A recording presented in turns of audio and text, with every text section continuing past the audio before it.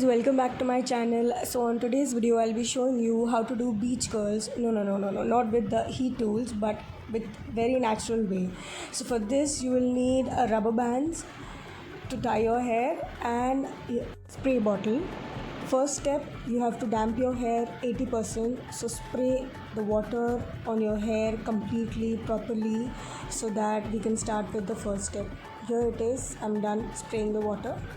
Now divide the hair in 4 equal parts and secure it with the clips.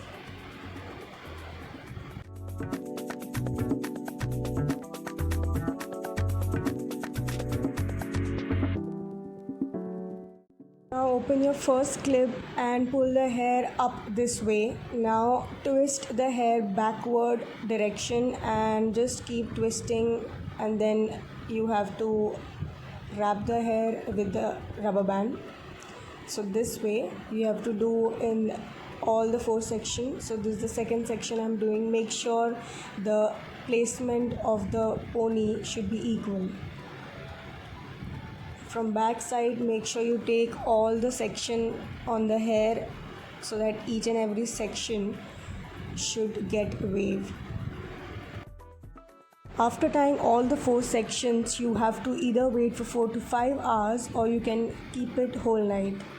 I have kept it 4 hours and now I'm opening the curl. When you open the curl, don't completely open it, just open the rubber band and keep the wave that way.